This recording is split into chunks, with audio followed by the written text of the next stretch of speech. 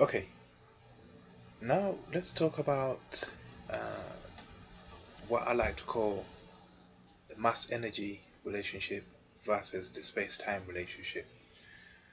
Mass energy, these are two things that we can detect, yeah, using artificial means and using our bodies. Yeah, space and time, however, these are things that we conceptualize to explain how mass, yeah, a given mass and a given energy move. Yeah. Now, if mass and energy were not moved, this mass here, this big blob of mass here, moves at a certain momentum, and the energy that it gives off, yeah, also moves at a certain momentum in all directions. If there was no movement, there would be no need to specify time, and the only space that exists will be confined within the only mass that exists, the mass concerned. But since there is movement, you're going to have to deduce that this particle, this blob of mass here, if it's moving, it must have come from somewhere.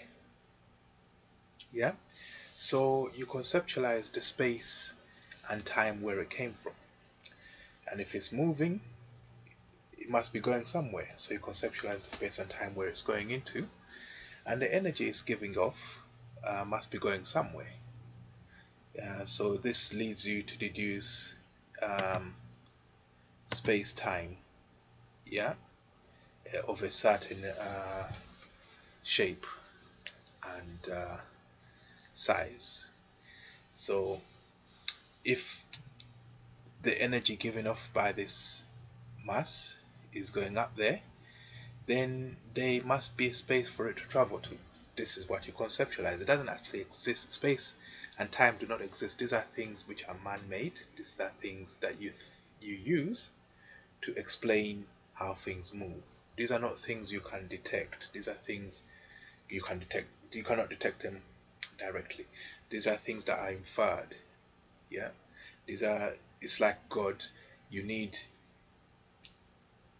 to conceptualize God to explain how creation came about. It's the same thing with space-time. You need to conceptualize space-time to explain how things move. Yeah. So when you have a good concept of space-time, you say, right, this particle given off as an energy by this mass must go somewhere. So you conceptualize a distance, a space that has a size where the distance from this particle, energy particle, is far enough for it to go into. Yeah. So just using this for any given mass, you just find a mass out there. Use the sun, for example. It's giving off energy, so the energy is giving off must go somewhere. So you conceptualize the space-time big enough for it to go into. Yeah. And the mass itself must be going somewhere, so you conceptualize the space-time big enough for that to go into based on its momentums. Yeah, it's three-dimensional, but I've drawn everything in two-dimensional space, or two-dimensional space. So then, next problem you'll be faced with is, does the energy given off by the particle ever lose its momentum? So you can conceptualize a space, time boundary. Yeah, why not? Since it's a man-made concept, why not? Why not specialize the space-time boundary where the speed of the energy given off by mass reaches zero? So you could say, right, that's the edge, yeah, of the energy given off by this particle where it reaches zero. It will be slightly skewed towards the direction of its momentum, by the way, but I've just drawn it spherical, but it will be slightly skewed because this particle is going in that direction if they're made of the same stuff as the other particles going in the other directions, they will reach a point where there is zero momentum at a later time to where this particle originated from. So you then say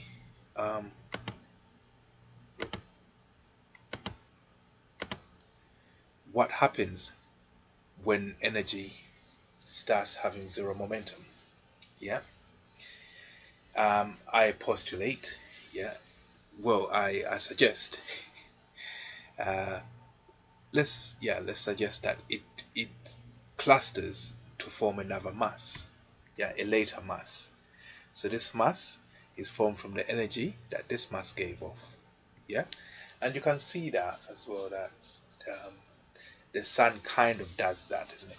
But there's nowhere in nature where we observe energy turning into mass. Since we can conceptualize that in the beginning, energy turned into mass. But right now, as we live now, you can't think of a situation where energy becomes mass. Mass always blows up and becomes energy, but there's no situation out there where energy becomes mass. You get stars blowing up, but that's just masses, masses of material, of hydrogen, helium, or whatever it is, that clusters.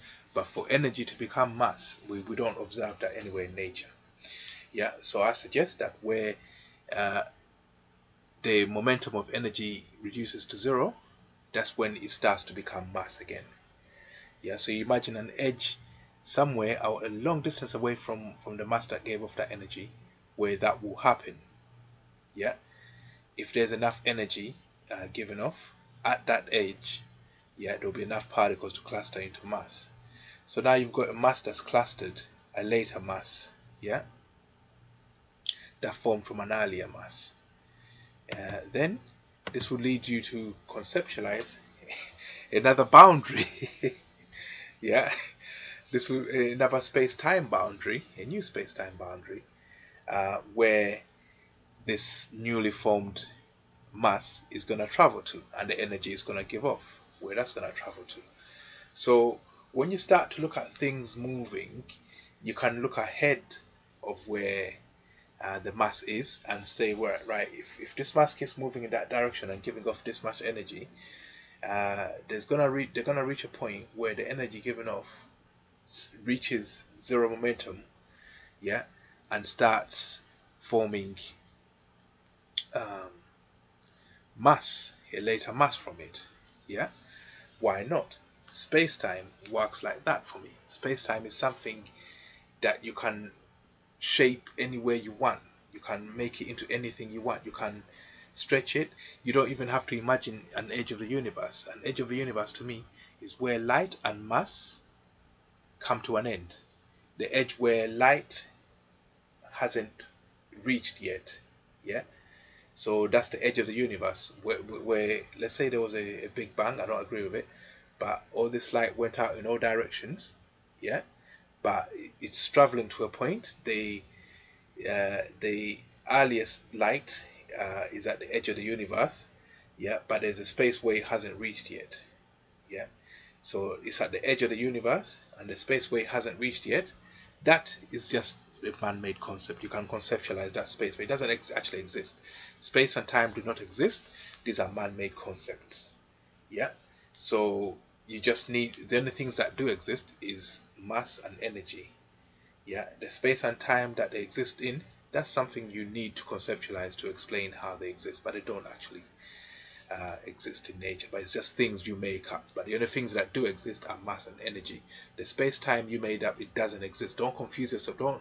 How could you allow space-time to be confined in an atom? You can confine mass and energy, but don't confine space-time. You could do if you want, but for me, I choose not to confine space-time at any time or space. So I stretch it as and when mass reaches an edge. Whatever happens there, you have to deduce space-time for it to exist in. That's all I wanted to add. That's all I wanted to add anyway, basically.